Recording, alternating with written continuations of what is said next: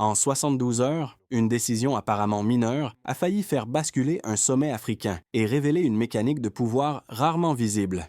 Ce qui semblait protocolaire a déclenché un enchaînement rapide, reliant accès technique, financement opaque et risques synchronisés, difficiles à attribuer publiquement à temps. Lorsque Ibrahim Traoré comprend que la menace réelle n'est pas frontale, mais logée dans le contrôle du rythme, des lieux et des procédures, la lecture change. Derrière le silence officiel, une séquence précise s'ouvre, avec des conséquences qui dépassent l'événement et interrogent la manière dont la souveraineté se joue désormais.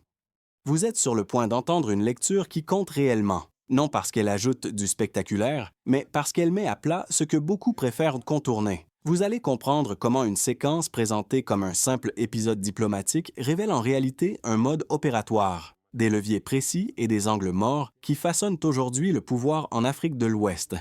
Ce contenu n'est pas conçu pour être consommé distraitement.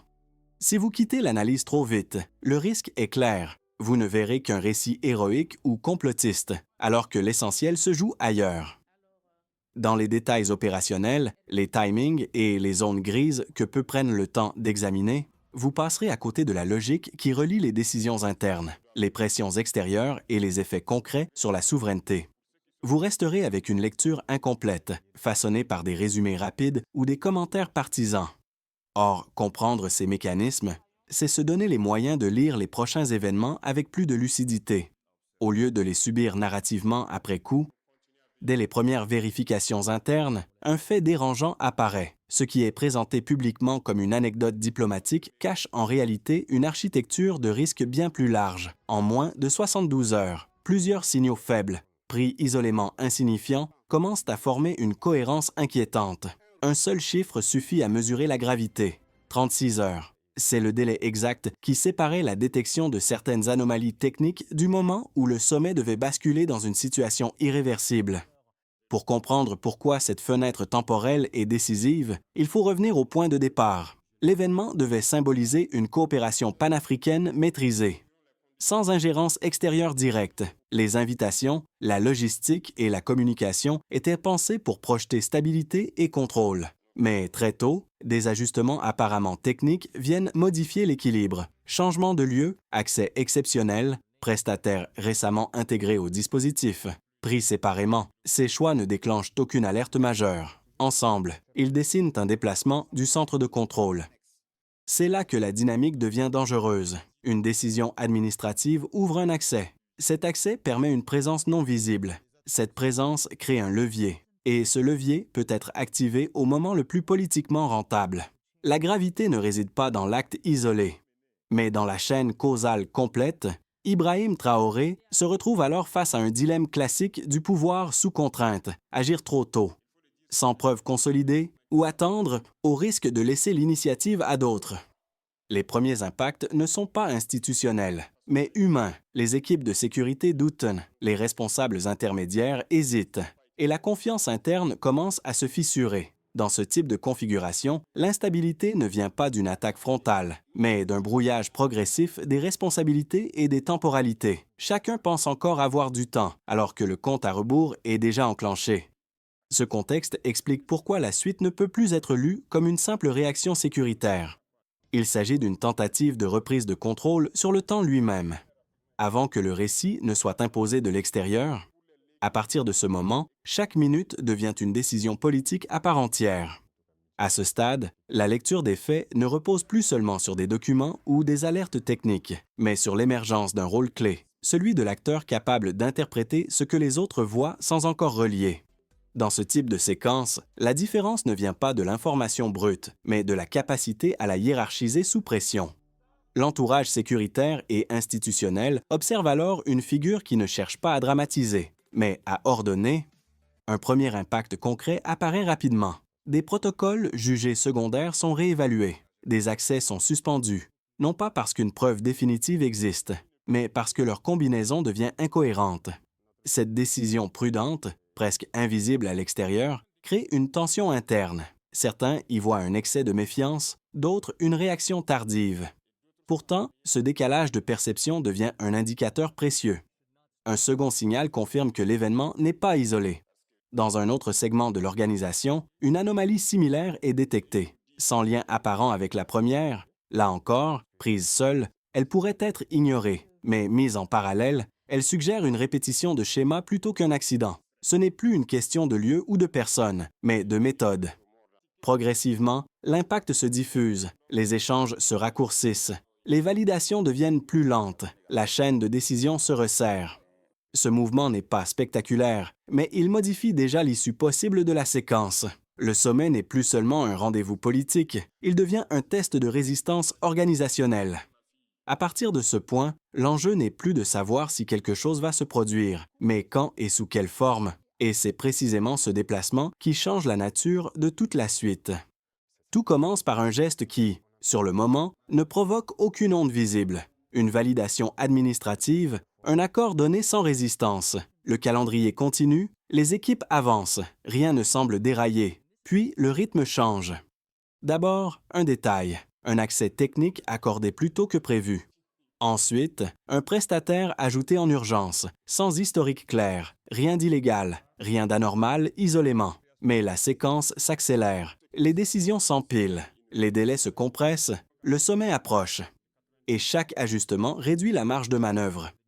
La phase de déclenchement est silencieuse, aucune alerte publique, aucun message officiel, seulement une accumulation de petites concessions opérationnelles qui déplacent, lentement, le centre de gravité du dispositif. À ce stade, la machine fonctionne encore, mais elle n'est plus entièrement maîtrisée par ceux qui pensent la diriger. Puis vient la montée en tension. Les vérifications internes révèlent des incohérences de timing, des demandes d'accès formulées avant que le besoin n'existe officiellement, des autorisations croisées qui ne se rencontrent jamais dans les mêmes réunions. Le rythme s'emballe, les échanges se font plus courts, les décisions sont prises plus vite, parfois sans débat. La pression n'est pas visible, mais elle est constante. Les réactions s'enchaînent. Une équipe ajuste un protocole, une autre sécurise un périmètre, une troisième demande confirmation. Chaque action est rationnelle. Ensemble, elles produisent un effet paradoxal. Plus le système s'active, plus il devient vulnérable à une manipulation fine du temps. Le sommet n'est plus seulement préparé, il est aspiré vers une échéance qui impose ses propres règles. La phase de climax arrive sans annonce. Les heures comptent désormais plus que les jours. Une information tardive perd sa valeur. Une décision différée devient un risque. Les acteurs comprennent que l'enjeu n'est plus d'éviter un incident isolé, mais de prévenir une bascule narrative ou un événement, même maîtrisé, pourrait être interprété contre eux, à ce moment précis. Ibrahim Traoré se retrouve face à une contrainte absolue, agir dans un espace où chaque mouvement est observé, anticipé et potentiellement retourné. Puis viennent les répliques. Rien n'explose, rien ne s'effondre publiquement, mais les traces demeurent. Des procédures sont gelées, des responsabilités redéfinies, des relations internes durablement modifiées. Ce qui devait être un sommet devient un précédent, une démonstration que la menace moderne ne passe pas toujours par la force, mais par la gestion invisible des enchaînements.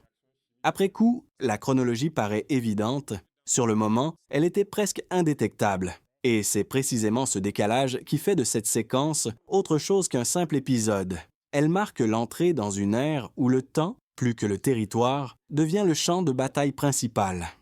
À ce stade, il devient nécessaire de quitter le registre narratif pour entrer dans celui des éléments mesurables, non pour impressionner par des chiffres, mais pour comprendre ce que la séquence révèle objectivement lorsqu'on la replace dans un cadre quantifiable.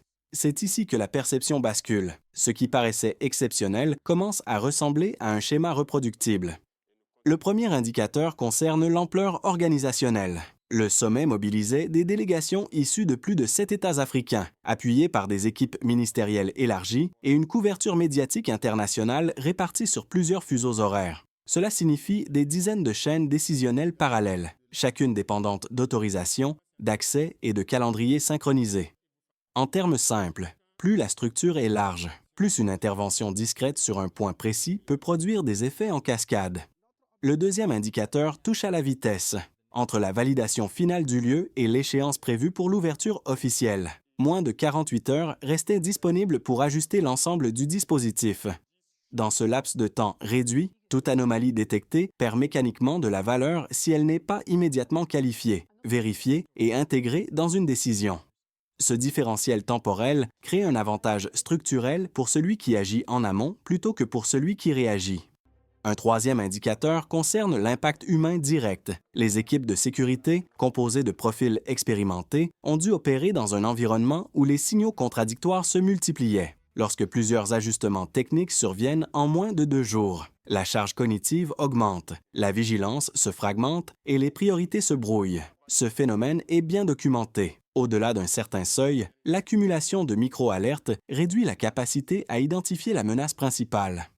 À cela s'ajoute un facteur rarement mesuré mais décisif, la confiance interne, lorsque des décisions clés reposent sur des intermédiaires. Chaque doute non résolu fragilise l'ensemble, même sans incident visible. Une perte partielle de confiance entraîne un ralentissement des validations et une multiplication des contrôles redondants. Ce coût invisible n'apparaît dans aucun communiqué, mais il pèse lourdement sur l'efficacité globale. Enfin, l'indicateur politique. Dans un contexte régional tendu, un événement de cette nature aurait eu des répercussions immédiates sur les relations interétatiques. Une seule défaillance majeure aurait suffi à déclencher des interprétations concurrentes, parfois irréversibles. C'est ce risque systémique que Ibrahim Traoré devait intégrer, non pas comme une hypothèse abstraite, mais comme une variable concrète à gérer sous contrainte. Pris ensemble, ces éléments montrent que la séquence ne relève pas d'un coup de théâtre isolé. Elle s'inscrit dans une logique où la combinaison de volume, de vitesse et de fragilité humaine crée une zone de vulnérabilité mesurable. Et c'est précisément cette zone qui détermine désormais l'issue des confrontations contemporaines, bien avant toute action visible.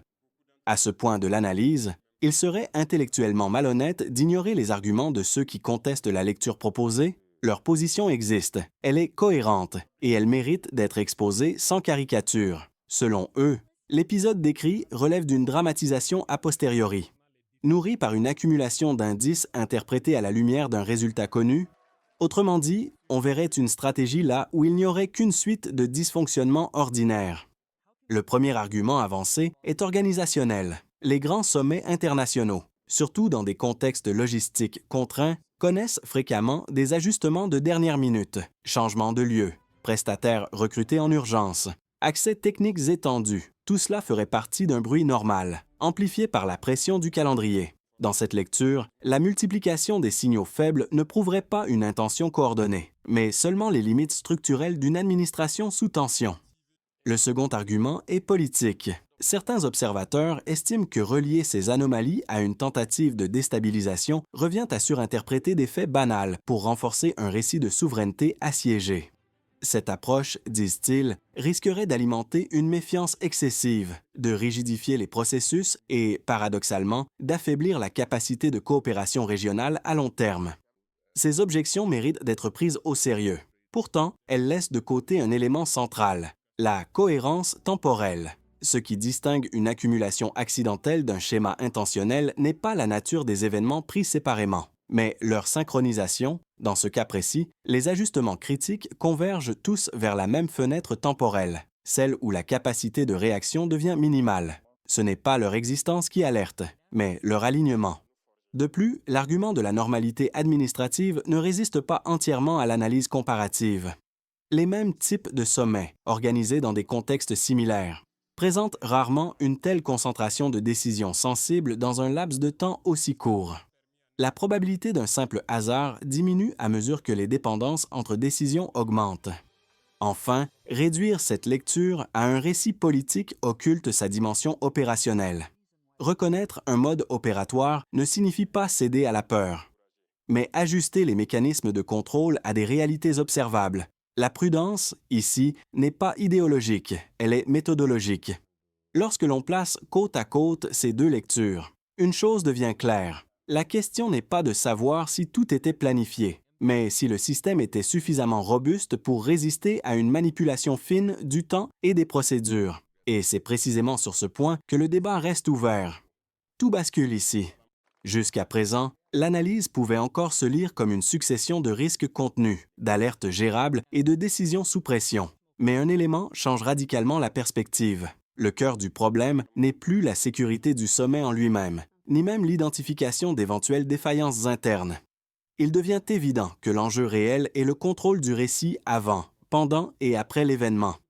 À ce moment précis, Ibrahim Traoré comprend que l'objectif n'est pas nécessairement de provoquer un incident visible. Il est beaucoup plus subtil. Il s'agit de créer une situation où, quelle que soit l'issue, l'interprétation pourra être retournée. Une action trop brutale pourra être présentée comme une preuve d'instabilité. Une réaction trop tardive comme une preuve d'incompétence. Même une gestion maîtrisée pourra être soupçonnée de manipulation a posteriori.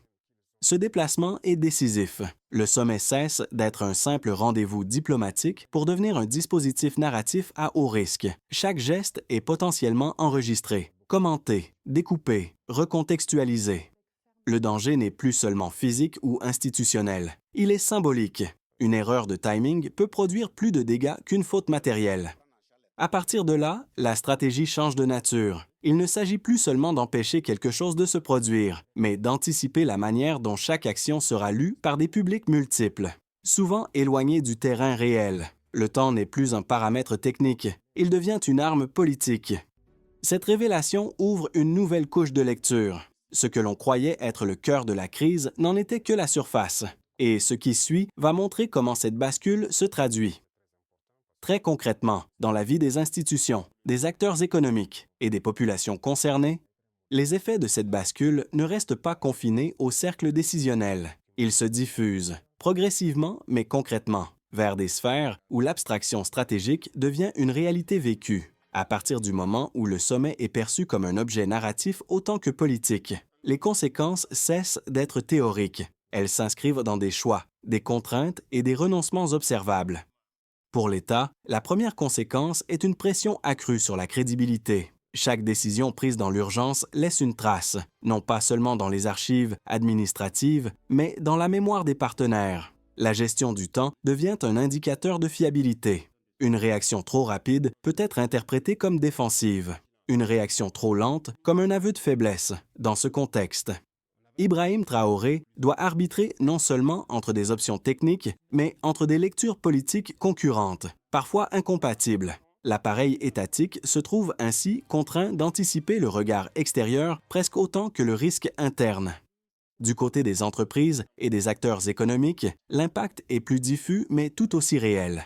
Les incertitudes autour de la stabilité des grands rendez-vous régionaux influencent les décisions d'investissement.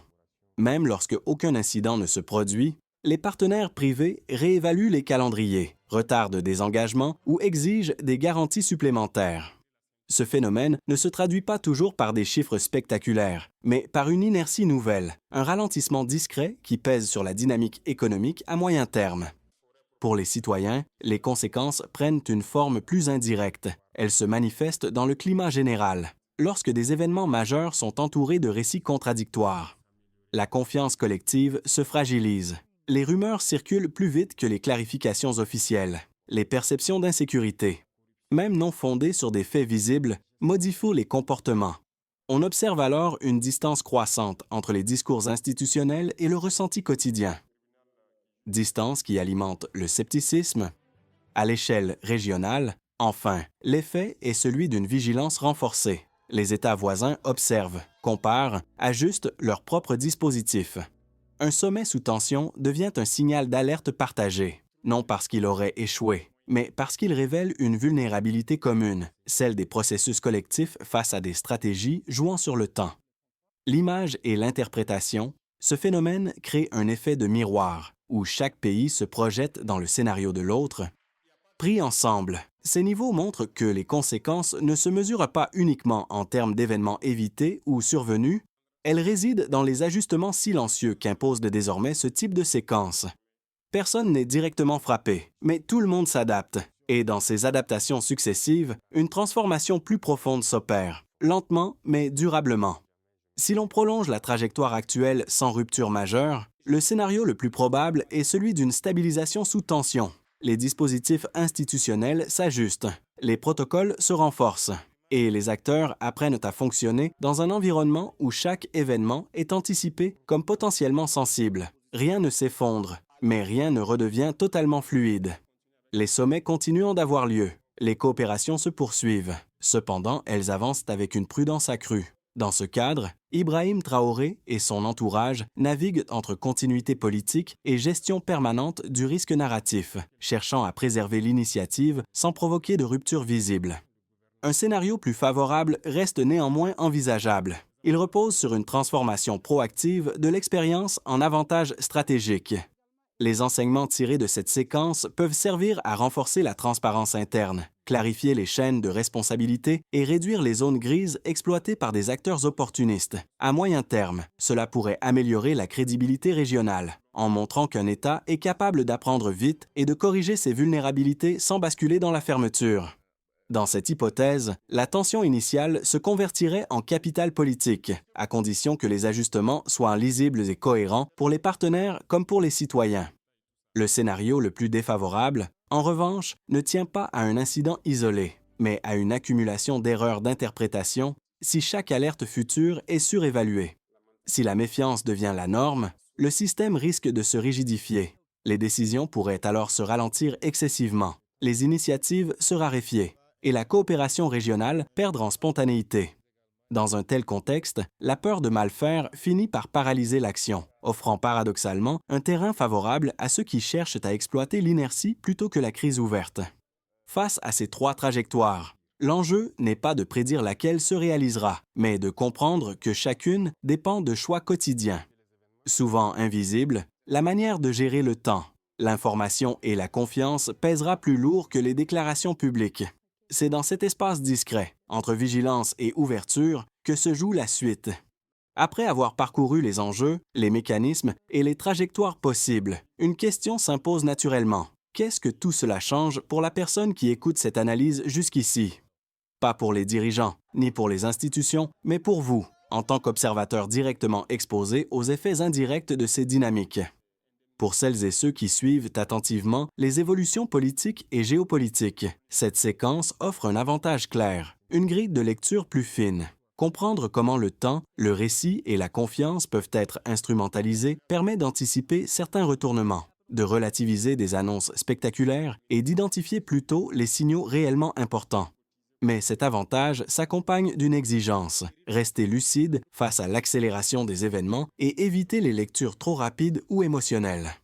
Pour un second groupe, plus éloigné de ces cercles d'analyse, mais néanmoins concerné, l'impact est plus diffus. Les décisions prises dans ce type de contexte influencent l'économie, l'emploi, la stabilité régionale et, à terme, les conditions de vie quotidiennes, même sans suivre chaque détail. Ignorer complètement ces dynamiques expose au risque d'être pris au dépourvu par des changements soudains, perçus alors comme incompréhensibles ou arbitraires. Enfin, pour ceux qui estiment que ces questions ne les touchent pas, l'enjeu est différent. L'indifférence peut sembler confortable, mais elle laisse le champ libre à des récits simplifiés, parfois trompeurs, qui finissent par façonner l'opinion collective. Comprendre les mécanismes de base, même sans expertise approfondie, constitue une forme de protection intellectuelle face à la désinformation et aux interprétations excessives. Quel que soit votre positionnement, une chose demeure. Cette histoire montre que les grandes décisions se répercutent bien au-delà de leur cadre initial. Les ignorer n'empêche pas leurs effets. Les comprendre, en revanche, redonne une part de maîtrise sur la manière dont on les reçoit et les interprète. À ce stade, il devient clair que les réponses ne peuvent pas se limiter à des déclarations de principe. Une séquence de ce type exige des solutions opérantes, lisibles et mesurables, faute de quoi les mêmes vulnérabilités réapparaîtront sous d'autres formes. La première étape concerne le niveau central de décision. Il s'agit de clarifier les chaînes de responsabilité, de réduire les zones intermédiaires floues et d'imposer des règles de traçabilité sur les décisions sensibles liées au temps. Aux accès et aux prestataires, dans un horizon court, le succès se mesure par la capacité à identifier rapidement qui décide quoi, quand et sur quelle base, sans ambiguïté. La deuxième étape touche les structures opérationnelles et économiques impliquées. Les organisations partenaires, publiques comme privées, doivent intégrer des protocoles de vérification proportionnés sans alourdir inutilement les processus. L'objectif n'est pas de ralentir l'action, mais de rendre visibles les dépendances critiques. Ici, la mesure de réussite n'est pas l'absence totale de risque, mais la rapidité avec laquelle une anomalie peut être qualifiée, confirmée ou écartée, avant qu'elle ne devienne systémique. La troisième étape concerne les individus et les communautés professionnelles. Dans ce type de configuration, la formation à la lecture des signaux faibles devient un levier majeur. Il ne s'agit pas de transformer chaque acteur en expert sécuritaire, mais de renforcer la capacité collective à signaler sans dramatiser et à douter sans paralyser. À moyen terme, le changement se mesure par des comportements plus cohérents face à l'incertitude, plutôt que par des réactions improvisées. Enfin, une coordination régionale minimale s'impose. Le partage d'expériences, sans exposition inutile, permet de transformer un épisode sous tension en apprentissage commun. C'est à ce niveau que la démarche portée par Ibrahim Traoré peut produire un effet durable, si elle s'inscrit dans une logique de coopération méthodique plutôt que dans la seule affirmation politique. En définitive, ces solutions n'ont de valeur que si elles sont mises en œuvre, les intentions ne protègent pas. Seule l'exécution, suivie et évaluée, détermine l'issue réelle. Il est utile de revenir à l'image qui a discrètement traversé cette analyse depuis le début, celle d'un sommet préparé pour rassembler, devenu, malgré lui, un révélateur, non pas d'une crise spectaculaire, mais d'une fragilité plus profonde, logée dans les enchaînements invisibles. Ce rappel n'est pas anodin. Il permet de mesurer le chemin parcouru entre l'intention initiale et la réalité révélée. Au fil de cette trajectoire, une constante apparaît. Les décisions ne sont jamais isolées. Elles s'additionnent, se répondent, parfois se contredisent, jusqu'à produire un effet que personne n'avait explicitement choisi. C'est dans cet espace que s'inscrit le rôle d'Ibrahim Traoré, non comme figure héroïque, mais comme point de convergence d'une série de choix contraints, pris sous pression dans un environnement où l'erreur de lecture coûte plus cher que l'erreur d'action. Ce que cette séquence laisse derrière elle n'est ni une victoire éclatante, ni un échec visible. C'est une trace, une mémoire organisationnelle, une conscience plus aiguë du prix de la confiance et du poids du temps. Pour ceux qui observent de loin, cela peut sembler abstrait. Pour ceux qui agissent, c'est une réalité quotidienne, faite d'arbitrages silencieux et de renoncements calculés. En refermant ce parcours, une idée s'impose sans emphase. Les moments décisifs ne sont pas toujours ceux que l'histoire retient. Ce sont souvent ceux où rien ne se produit, mais où tout aurait pu basculer. Et c'est là, précisément, que se joue la différence entre subir les événements et leur donner un sens durable. Avant de se quitter, il est important de reconnaître que chacun arrive à cette conclusion avec son propre regard, façonné par son expérience et ses priorités. Certains retiendront la dimension stratégique, d'autres la fragilité des équilibres, d'autres encore la question de la confiance entre acteurs. Toutes ces lectures peuvent coexister, et c'est précisément ce qui rend ce type de réflexion utile au-delà d'un cas précis. Si cette analyse vous a semblé digne d'intérêt, peut-être mérite-t-elle d'être partagée avec d'autres qui cherchent à comprendre ces dynamiques sans slogan ni simplification. Non pour convaincre, mais pour élargir le champ de la discussion et éviter que ces sujets soient réduits à des oppositions binaires. Les enjeux évoqués ici dépassent une personne ou un événement. Ils touchent à la manière dont les sociétés lisent le pouvoir et le temps. La conversation, toutefois, ne se termine pas avec cette vidéo. Elle peut continuer ailleurs, sous d'autres formes, avec d'autres points de vue. La seule condition est de la maintenir ouverte, exigeante et respectueuse des faits comme des nuances.